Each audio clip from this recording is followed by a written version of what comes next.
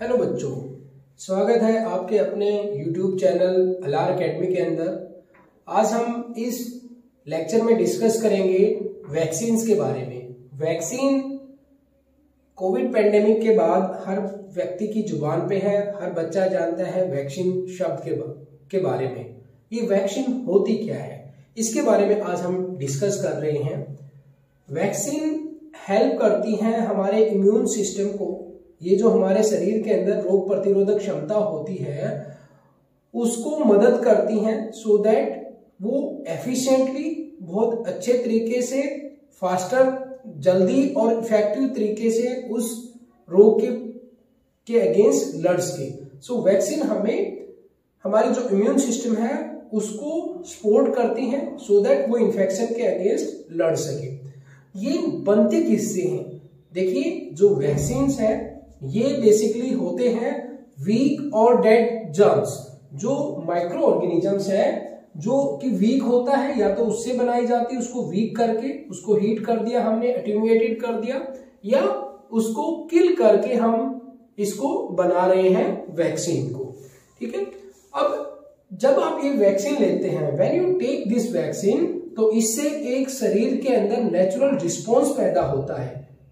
Normally जब भी हम हमें कोई इन्फेक्शन होता है, कोई भी नॉर्मल प्रॉब्लम होती है, तो हमारा जो शरीर है उसके अगेंस्ट उस रोग को रोकने के लिए एक इम्यून रिस्पॉन्स, रोग प्रतिरोधक क्षमता ऑलरेडी हमारे शरीर के अंदर होती है, जिसके परिणाम स्वरूप वो बीमारी नहीं लग पाती। वैक्सीन क्या करती है?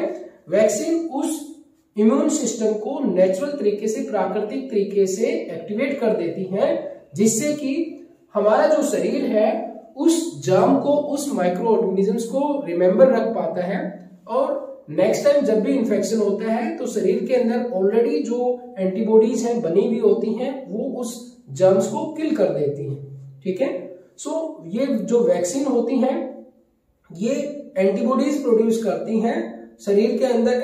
एंटीबॉडीज बनने के लिए शरीर के अंदर इम्यून सिस्टम को एक्टिवेट करती हैं, और जो वैक्सीन है ये लॉन्ग लास्टिंग इम्यूनिटी प्रोवाइड करती हैं against the serious disease without the risk of serious illness. क्या होगा अगर आपने वैक्सीन नहीं लिया हुआ है, तो हो सकता है कि वो जो जर्म्स है वो आपकी बॉडी के अंदर एंटर करे और बॉडी के अंदर इलनेस कॉज करे। अगर ऑलरेडी आपने वैक्सीन लिया होगा तो क्या होगा, शरीर के अंदर ऑलरेडी उस रोग से लड़ने की क्षमता होगी, और हमारी जो बॉडी है वो जल्दी उस इन्फेक्शन से निजात पा सकती है अगर हमने वैक्सीन लिया हुआ है।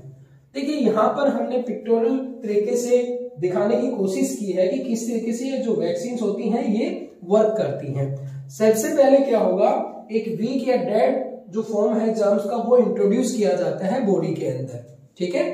वीक एक्चुअल में जो मेन डिजीज कॉजिंग है वो इंट्रोड्यूस नहीं करेंगे, उसके जैसा या उसका ही किल्ड रूप, उसको ही वीक करके शरीर के अंदर डाला जाएगा। इससे क्या होगा, हमारे शरीर के अंदर एक इम्यून रिस्पॉन्स डेवलप होगा। इम्यून रिस्पॉन्स हमारी बॉडी देगी, और उस इम्यून रिस्पॉन्स के परिणाम स्वरूप हमारी बॉडी के अंदर एंटीबॉडीज बनेगी। ठीक है।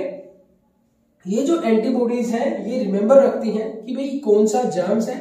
स्पेसिफिक एंटीबॉडीज बनती हैं एक पर्टिकुलर माइक्रो ऑर्गेनिज्म के अगेंस्ट। ये फिर जो एंटीबॉडीज है ये फाइट करती हैं हमें उस जर्म से, उस माइक्रो ऑर्गेनिज्म से लड़ने की, उस कीटाणु से लड़ने की हमें ताकत प्रोवाइड करती हैं। ये एंटीबॉडीज उसको रिमेंबर रखती हैं। अगर वो आ जाता है बॉडी के अंदर, दोबारा उसका इन्फेक्शन होता है, तो ये जो ऑलरेडी फॉर्म्ड एंटीबॉडीज हैं ये उसके इन्फेक्शन को रोकती हैं। आइए अब हम देख लेते हैं कुछ वो वैक्सीन्स जो ऑलरेडी डेवलप की जा चुकी हैं और बहुत कॉमनली कॉम्पिटिटिव एग्जाम्स में पूछी जाती हैं।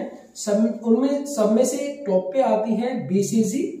बीसीजी ये टीबी के अगेंस्ट हम यूज करते हैं, और टीबी जो इन्फेक्शन होता है वो कहाँ पर इन्फेक्ट करता है, वो लंग्स को अटैक करता है, और जो बच्चे होते हैं या यंग चिल्ड्रन हैं उनके ऑर्गन्स, बॉडी के ऑर्गन्स को भी प्रभावित करता है, जैसे कि ब्रेन हुआ।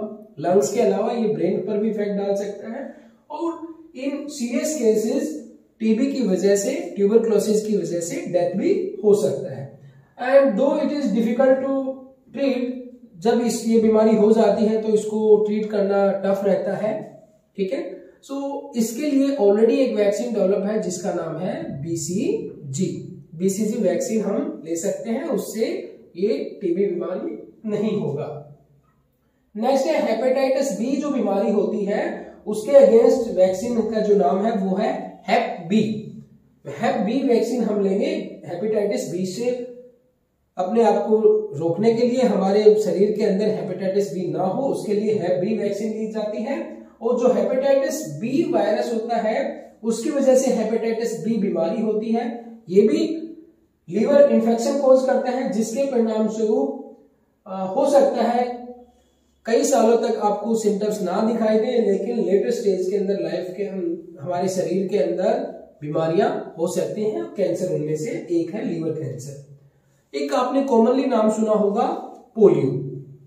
जो वैक्सीन पोलियो की लाई जाती है वो किसके अगेंस्ट में वर्क करती है, वो पोलियो वायरस के अगेंस्ट वर्क करती है। ये जो पोलियो होता है ये लगभग और लगभग 200 में से केवल एक व्यक्ति को इफेक्ट करता है, उसके अंदर पैरालाइज आता है। हालांकि 5 to 10% डाई जब उनको जो उनकी ब्रीदिंग मसल्स हैं, सांस लेने वाली जो मसल्स हैं, अगर वहां पर इफेक्ट हो जाता है तो डेथ भी हो सकती है। बट इसके लिए भी कोई क्योर नहीं है, तो बेटर है कि in the childhood days polio की जो वैक्सीन है वो ली जाए, ओरली ये पिलाई जाती है। उसके बाद आती है वैक्सीन DTP और इसको कई बार DPT भी लिखा जाता है, और ये हमारी 3 डिजीज के अगेंस्ट वर्क करती है, डिप्थीरिया, पर्ट्यूसिस, टेटनस। DTP बोले या DPT बोले, उसके D stands for diphtheria, T stands for tetanus, P stands for the pertussis. इन बीमारियों के लिए हम कौन सी वैक्सीन लेते हैं? इन बीमारियों से रोकने के लिए, अपने शरीर के अंदर ये बीमारियां ना हो तो हम कौन सी वैक्सीन लेंगे? DTP वैक्सीन या DPT लेंगे। डिप्थीरिया क्या करता है? डिप्थीरिया इफेक्ट करता है थ्रोट को, गले को प्रभावित करता है और टॉन्सिल्स हो जाते हैं। इसके परिणाम स्वरूप जो बच्चे हैं उनको निगलने में प्रॉब्लम होती है और सांस लेने में तकलीफ होती है। सीवियर केसेस के अंदर ये हार्ट के ऊपर भी प्रभाव डाल सकता है। टेटनस है, टेटनस के परिणाम स्वरूप पेनफुल मसल कॉन्ट्रैक्शन होगा एंड इसको लॉक जॉ डिजीज के नाम से भी जानते हैं। इसके परिणाम स्वरूप जो हमारा माउथ पार्ट है, इसका जो जा पार्ट है, इसके अंदर स्टिफनेस आ जाती है, that is tetanus problem. And it can, अगर इसका ट्रीटमेंट इवन विद ट्रीटमेंट आमतौर पर जो टेटनस है वो फैटल हो सकता है, it can lead to the death also. उसके बाद है पर्ट्यूसिस। पर्ट्यूसिस का एक दूसरा नाम और भी है जिसको हम बोलते हैं वूपिंग कफ। क्या नाम से जाना जाता है? वूपिंग कफ के नाम से भी हम जानते हैं। इसके परिणाम स्वरूप क्या होता है? पर्ट्यूसिस के अंदर कई महीनों तक जो कफ है वो लगातार आता रहता है and it can lead to the trouble in breathing, सांस लेने में भी तकलीफ हो सकती है, निमोनिया भी हो सकता है और इसके परिणाम स्वरूप डेथ भी हो सकती है। एक जो नेक्स्ट डिजीज है जिसके अगेंस्ट हमारे पास वैक्सीन है, that is haemophilus influenza type B, and इसके लिए जो वैक्सीन है that is HIV।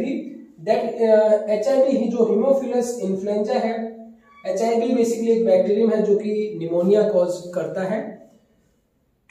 Then comes pneumococcal vaccine. ये जो न्यूमोकोकल डिजीज के अगेंस्ट ली जाती है एंड ये जो न्यूमोकोकल डिजीज है that can lead to the serious disease such as meningitis and pneumonia।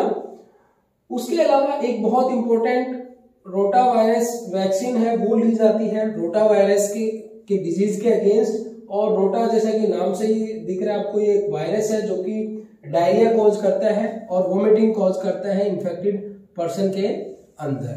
ठीक है, नेक्स्ट हमारे पास वैक्सीन है दैट इज MMR, और इसका हम यूज करते हैं against measles, mumps and rubella. किसके अगेंस्ट हम यूज कर रहे हैं? मीजल्स, मम्प्स एंड रूबेला, इनके अगेंस्ट में हम इसका प्रयोग करते हैं इस MMR वैक्सीन का। यहाँ पर जो मीजल्स है, मीजल्स एक बहुत ही कॉन्टाजियस बीमारी है जिसके परिणाम स्वरूप आपको फीवर हो सकता है, जो नोज है वो रनिंग कंडीशन में हो सकती है, इन्फ्लुएंजा के सिम्टम्स आ सकते हैं, there are the white spots on the in the back of the mouth और रैशेज हो सकते हैं। किसके अंदर? मीजल्स के अंदर। अगर बहुत सीरियस प्रॉब्लम है तो उस केस में ब्रेन के अंदर स्वेलिंग आ सकती है, ब्लाइंडनेस हो सकती है, and even can it lead to the death also. Which one? Measles. Then comes mums.